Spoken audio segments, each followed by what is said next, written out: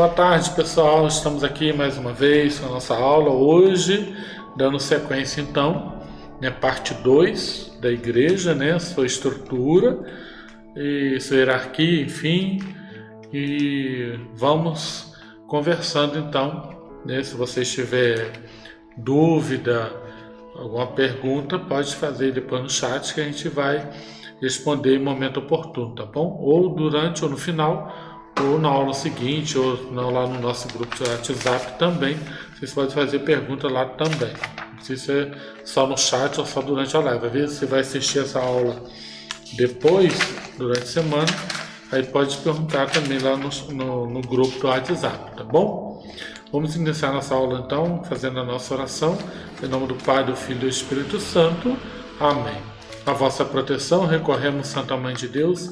Não desprezeis as nossas súplicas e nossas necessidades, mas livrai-nos sempre de todos os perigos, ó Virgem gloriosa e bendita. Rogai por nós, Santa Mãe de Deus, para que sejamos dignos das promessas de Cristo. Amém. Em nome do Pai, do Filho e do Espírito Santo. Amém. Boa tarde, Kiko. Bem-vindo. Boa tarde, Crismano. Boa tarde, Naldo. Mais uma vez aqui, mais um degrauzinho. Está quase chegando, ao cume, ao topo, ao limite ali do nosso curso. A gente mais uma vez agradece a você que permaneceu fiel, permaneceu firme. A gente sabe que as dificuldades surgem, os imprevistos acontecem, as festas surgem, apesar da pandemia, surgem muitas festas, muito compromisso, muito churrasco na casa de amigos, e que às vezes te seduz, e muito ficaram pelo caminho, como outrora a gente vem falando. Mas você está aí, está firme conosco, e louvado seja Deus por você estar mantendo a fé, não é isso, Naldo? Isso. Então a gente vai aqui, na palavra de Deus. Vamos voltar lá se tiver a Bíblia, você pode abrir, no capítulo 16 do Evangelho de Mateus, para a gente começar da onde a gente parou na aula passada, que a gente falou que lá nessa passagem, quando Jesus dialoga com Pedro, instituindo a igreja, ele fala que as portas do inferno não prevalecerão contra ela.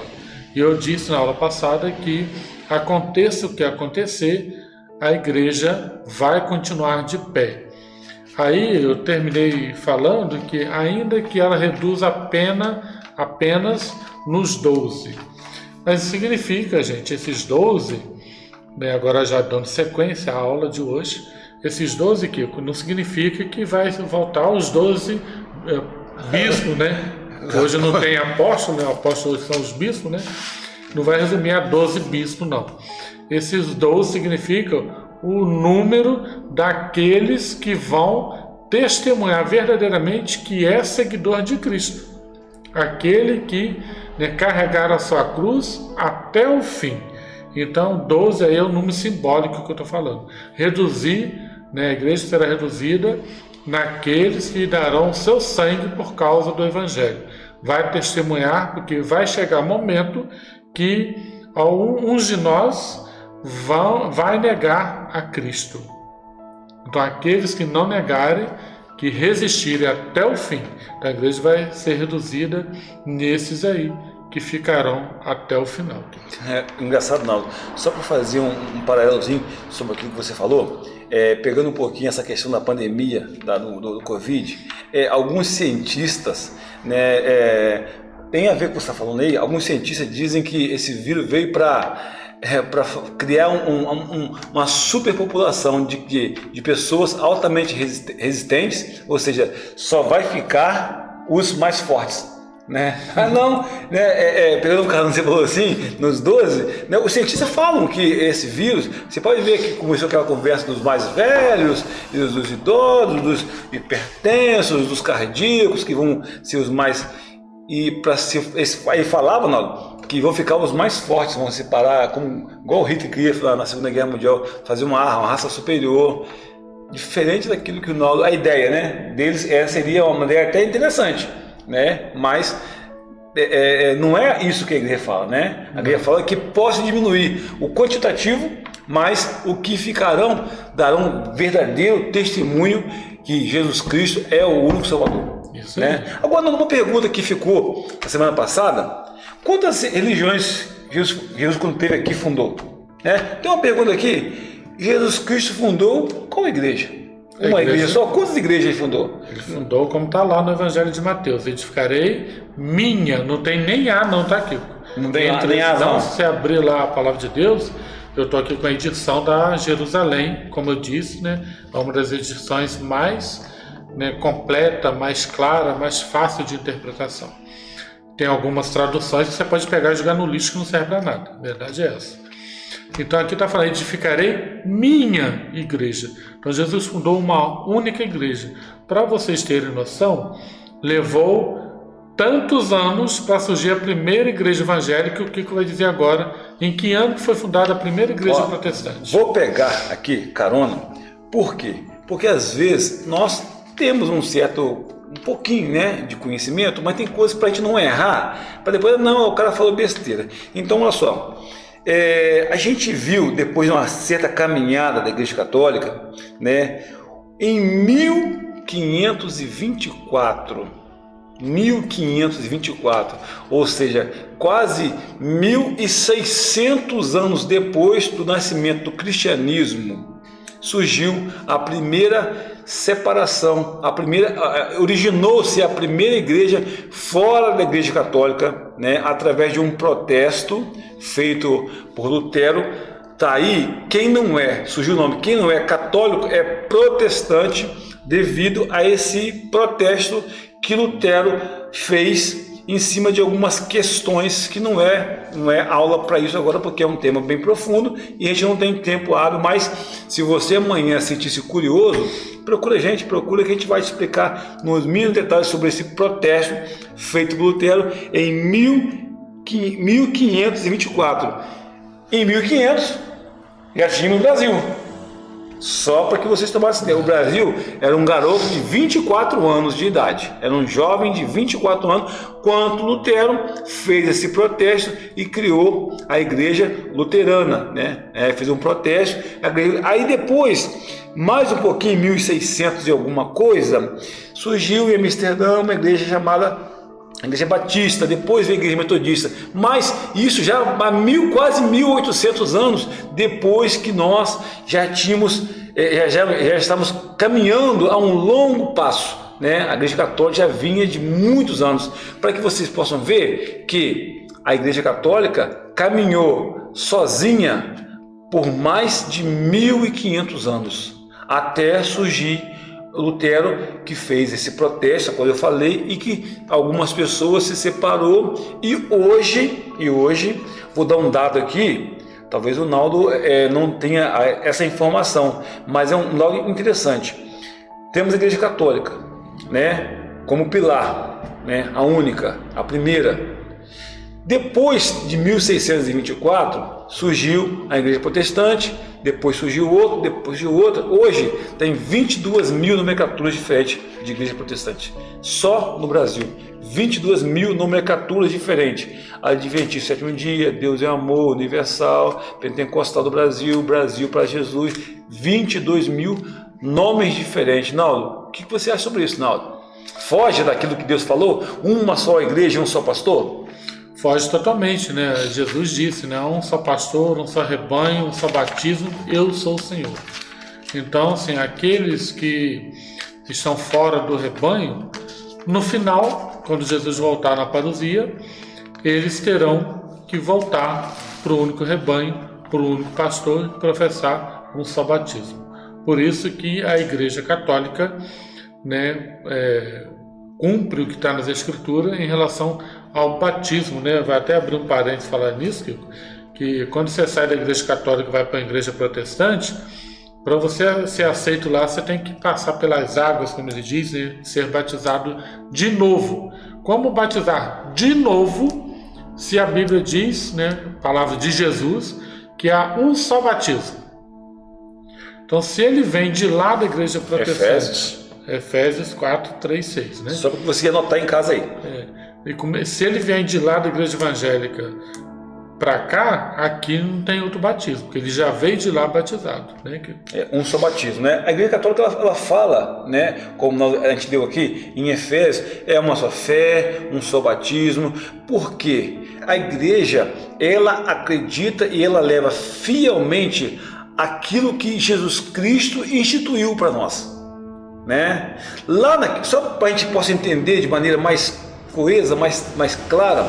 Na quinta-feira santa, quando Cristo instituiu a Eucaristia, né, a gente vê ali que ele celebrou a primeira missa, correto, Naldo? Correto. Na quinta-feira santa, né, na Semana Santa, na quinta-feira, ele ali celebrava, né, com os seus discípulos, ele toma o pão, toma o vinho, né, e no final ele fala isso: fazer isso em memória de mim. Memória de mim.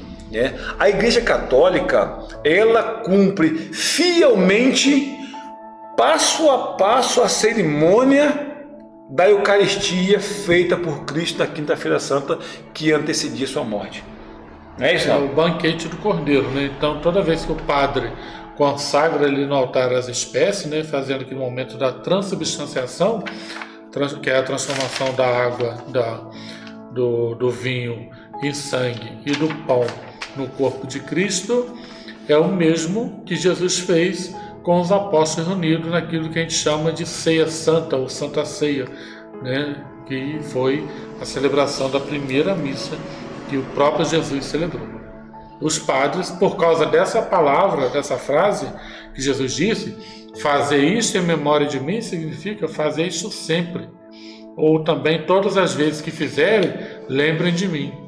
Então aquele memorial ali acontece tudo isso que aconteceu com Jesus, né? A morte, paixão e ressurreição de Jesus. É um memorial da paixão de Cristo. E muitas pessoas, Naldo, a gente passa um momento, a gente fica até assim, meio que constrangido, mas a gente tem que falar sobre algumas coisas que eles me perguntam na rua, e às vezes a gente, por não saber, você acaba sendo induzido ao pensamento errado daquela pessoa. Veja bem, Naldo, as pessoas perguntam assim: mas olha só, a igreja não falha, a igreja não erra na sua Constituição, a gente vê tanta gente falar que aconteceu isso na igreja, essa igreja una.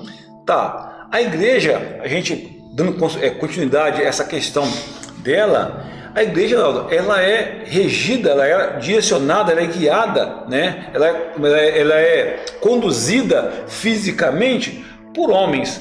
A igreja tem um tipo de santa e pecadora, não é, Naldo? Sim. Então, eu digo santa, por quê? Porque se você se aprofundar nos dizeres da palavra de Deus, você vê, foi dito várias vezes, repetido aqui, que ele mesmo instituiu a minha igreja, né? Ele fala igreja, mas Cristo, que é o santo de Deus, instituiu. Mas peraí, Naldo, e o pecador, Naldo? Pecadora entra a nossa parte, né? A parte humana, né? Nossa parte assim decaída, né? Que o humano decadente, né? Pecador limitado. Onde tem um ser humano, né? Sempre vai ter esses problemas, essas coisas, essas questões todas por causa do pecado ter entrado no mundo, né? Então a parte pecadora é onde entra o humano. Aí você fala que se a nossa igreja fala a verdade, né? A gente falou um pouquinho na aula semana passada que o Papa, em questões de fé e moral, ele é infalível, ele não pode errar em hipótese nenhuma. Então é em nome da igreja quem fala somente o Papa. Mas aqui, aí o pessoal fala, mas o Papa não erra? Não, é diferente. Ele pode errar no quesito humano dele. Humano. Né? Mas com respeito aos dogmas, às decisões ali da igreja, por quê? Porque a gente tem que aprender que o Papa, ele é altamente, né, preparado para aquilo, falho como nós, né? Tanto é que tem uma oração que o bispo fala, esse indigno servo, né? Porque reconhecendo essa pequenez, esse lado pecador humano. Mas, por outro lado, Naldo, a gente acredita e tem fé nisso, que o Papa, como toma as decisões voltadas à igreja, ele é infalível. Falível, questões de fé e moral. Então, o Espírito Santo, porque ele é assistido pelo Espírito Santo, tá? Então, assim, é o outro Cristo na Terra. É como que o Cristo peregrino, né, digamos assim. E até o sacerdote assume também, porque o sacerdote, o padre, ele é auxiliar do bispo, né? que auxilia o bispo, que o bispo auxilia o Papa. Também assume essa questão de in persona Christi, em latim, que vai dizer que o Papa, que o padre, né, ele age na pessoa de Cristo quando ele está ministrando o sacramento. Então, quando o padre está no altar, a gente não deve olhar para a humanidade do padre, mas do Cristo servidor que usa a humanidade do padre naquele momento que está ministrando o sacramento. Ah, mas não gosto daquele padre é isso, aquele padre é aquilo. Ele é padre e age em persona Christi. Goste você ou não.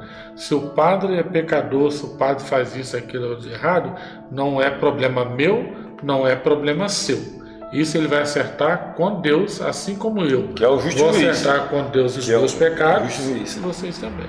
Ronaldo, só aqui pegando carona nesse sua fala aí, a gente fala assim que, não, mas peraí, mas aonde, Ronaldo, você está se baseando, aonde a igreja se baseia para falar que um Papa é infalível? Eu vou fazer a leitura e eu vou pedir o Ronaldo para comentar. Por quê? Porque eu acho que é importante. Cristo, ele deu a autoridade, lá em Mateus 16, 18 assim. Tudo, ele falando para Pedro, tudo que você ligar na terra será ligado no céu, e tudo que você desligar na terra será desligado do céu. Cristo dá a Pedro, né, que foi o primeiro Papa, baseado nessa orientação da infalibilidade do Papa, o poder de ligar na terra e ligar no céu. Ronaldo, o Crismando, ele vai falar assim, mas o que isso significa? Ele vai perguntar para nós, né?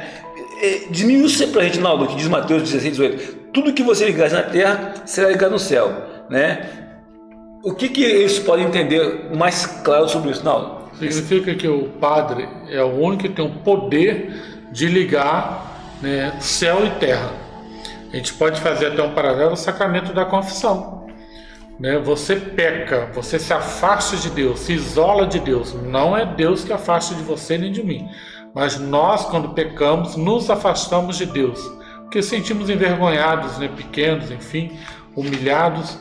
E como isso acaba? Somente com o sacramento da confissão. O padre, então, vai ligar aquilo que foi desligado. Por mim, pela minha culpa, pelo meu pecado. Então é como que, assim, um pacto que foi desfeito. Então vamos pactuar de novo. Então só o sacerdote, por causa das palavras de Jesus, quando diz para Pedro, né, que foi o nosso primeiro sacerdote-chefe, né, Papa, que diz isso, tudo que ligar será ligado, desligar e tal. Isso também, que é a questão da excomunhão. Quando um padre age erradamente e tal, o Papa, né, se a causa já causou excomunhão, que existe a auto-excomunhão, é quando você sabe que você está fazendo o que é errado e tal, e faz, você se auto-excomunga. Mas em outras questões o Papa também tem esse poder, então, por causa dessas palavras. Tudo que você ligar, estará ligado. Tudo que você desligar, estará desligado. Ponto final. Entendi. Então, como você falou, nós também já vimos lá no sacramento da confissão, que a confissão é como nós falou, esse desligamento, quando você rompe, né, você tem essa corda, esse laço, essa linha com Cristo. Aí você tem uma tesoura que se chama nas suas mãos, né, que é o seu livre-arbítrio, e você rompe, né, essa corda com Cristo através do seu pecado, e a confissão, ela te traz de volta, né, ela dá mais um nó ali e te mantém ligado à raiz que é Cristo. Exatamente. Né? Naldo, então voltando um pouquinho sobre a missão, né, a igreja continua ainda na missão dos discípulos, dos sucessores de Pedro, né, que são os papas. A gente sabe, né, da missão que os apóstolos receberam, né? E no próprio Cristo ele separa de 2 a 2 e fala: ide pelo mundo, anunciar o evangelho a todas as criaturas, batizando-as no Pai, no Filho, do Espírito Santo, né? Essa é a igreja que começou lá atrás, ela foi divulgada, né, pelos apóstolos e chegou para nós através dele, e hoje somos nós, esses apóstolos. Essa é a missão nossa também hoje? Sim. Os crismanos também? Sim, isso aí a gente recebe no batismo, essa missão já, né, o apostolado de Cristo, né? e vem depois com a confirmação, que é a crisma, que aí você mesmo crismando, né, é que vai dar fazer essa profissão de fé, dizendo que você aceita esse apostolado que você recebeu lá no batismo, que agora é você, né, que vai assumi-lo e vai dar esse testemunho aí de apóstolo de Cristo nessa missão, dando continuidade à igreja que foi iniciada, não acabada, iniciada em Pedro, tá? E esses poderes são passados de geração em geração, como a gente viu nos papas, né? Agora, o que a gente deixa bem fixo, né, na mente dos crismandos é o seguinte, né? Vocês estão na iminência de receber um sacramento da crisma, né? A gente só para reprisar, vocês vão dizer, né, o sim, né? Vocês vão assumir esse compromisso, e esse compromisso tem um peso, não? Porque as futuras, vocês são o presente, né? A igreja para continuar, porque se amanhã precisamos de padres, precisamos de leigos, precisamos de irmãs, e amanhã, como a gente, né, eu até brincava com um colega hoje, assim, e eu não estaria mais aqui, Naldo não estará mais aqui, né? O menino que faz a nossa filmagem aqui não estará mais aqui. Nós, né, ocupamos o lugar de alguém. Por exemplo, né, quando a igreja renovada deu esse início aqui, era o padre Fabriciano, saudoso padre Fabriciano. O padre Fabriciano se foi e veio outro padre. O outro padre se foi e veio outro. Hoje nós temos o padre Paulo Henriques, né? Amanhã ele se vai e o outro assim.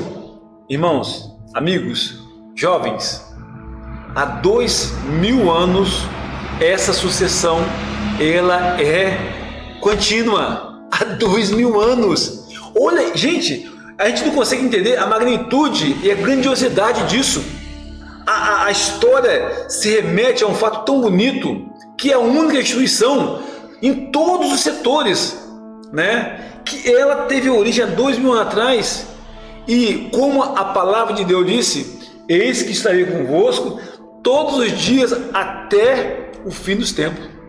Essa promessa ele fez para nós. Então, Ronaldo, o que me encanta, que eu queria que vocês também sentissem esse mesmo fervor, é que lá atrás eram 12, hoje nós somos bilhões de católicos espalhados pelo mundo, né? Então, isso por quê? Porque lá atrás alguém teve no lugar, não hoje através de vídeo, né, conferência, de YouTube, não, mas fisicamente, alguém lá atrás, de outra maneira, de repente, de uma maneira menos coesa, com menos liberdade, né, de perguntar assim, começou a levar essa palavra para nós. E hoje, a igreja, né, a história da igreja, ela não para em mim e Naldo. Não começou comigo, Naldo. Não termina comigo, Naldo. Correto, Naldo? Correto. É interessante isso aí, que eu estou pensando aqui, é o seguinte, que a igreja, ela não depende, né, do que eu acho, do que eu penso para continuar.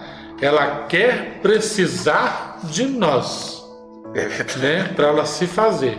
Mas ela não depende de você achar ou pensar, que às vezes muita gente tem isso, né? Eu acho que devia assim, eu acho que devia ser achismo assado. Não é ciência. Não tem isso aqui, não. Se tivesse, ela não teria esse tempo de história e nem estaria pautado naquilo que Jesus disse, que nem as portas do inferno prevaleceram contra ela.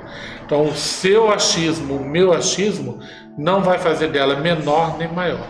Ela vai sempre estar presente e fiel àquilo que o próprio Jesus ensinou e instituiu.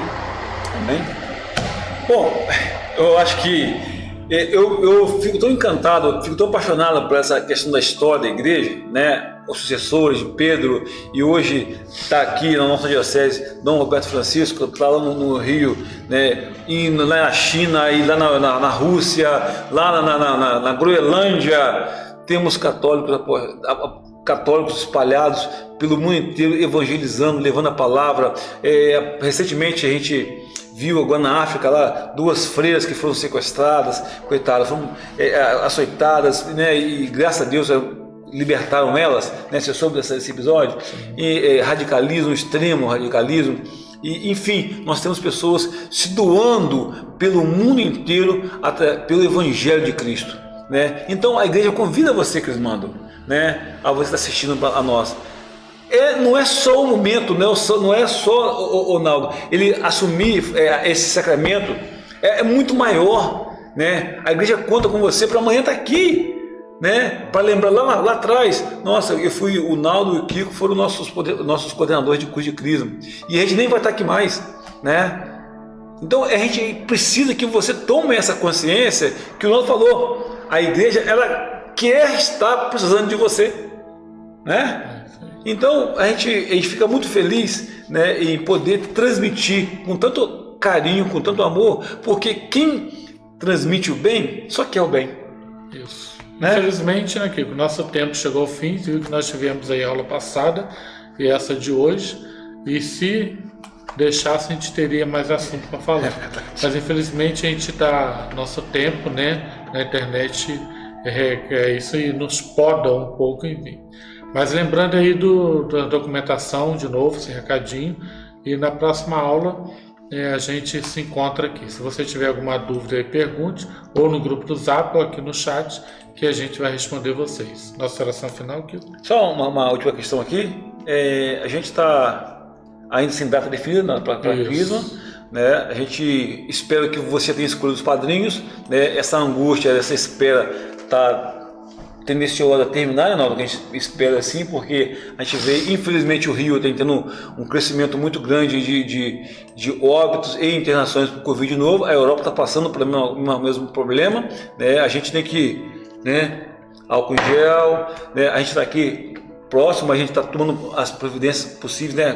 Passa álcool em gel, falando reto, não está falando do lado para não ter um perigo maior, mas que vocês se cuidem e mantenha a fé, né? Para a gente chegar no final da campanha, entendeu? Com força aí, aquele coleguinha está desanimado, puxa ele, assiste lá as lives, lá tá tudo no YouTube, no canal do Web TV. Naldo, e as missas, Naldo? Continua o mesmo horário? Teve alguma modificação? Aumentou mais uma missa no domingo. Domingo agora tem 4 missas, né? 7h30 da manhã, 10 horas, 5 horas e 19 horas. Então, não tem desculpa. E mais uma no sábado, então são 5 missas. Não tem desculpa, tá? Para você não vir, e é importante a missa, ok?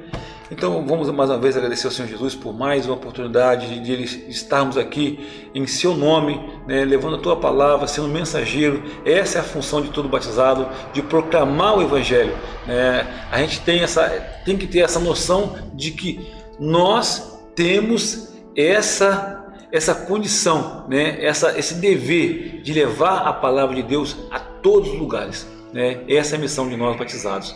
Que Deus possa nos dar essa força, essa determinação de mantermos firmes no propósito de servi-lo, porque como grande exemplo de Maria, né, ela veio para servir.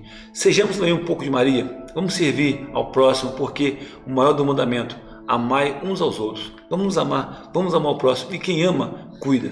Ave Maria, cheia de graça, o Senhor é convosco. Bendita sois vós entre as mulheres, e bendito é o fruto do vosso ventre, Jesus.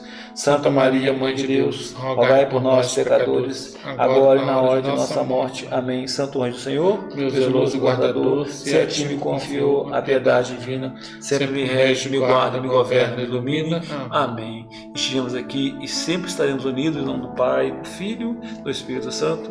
Amém. Bom sábado, um bom domingo, um bom fim de semana, e semana que vem estaremos unidos aqui novamente. Um beijo no coração.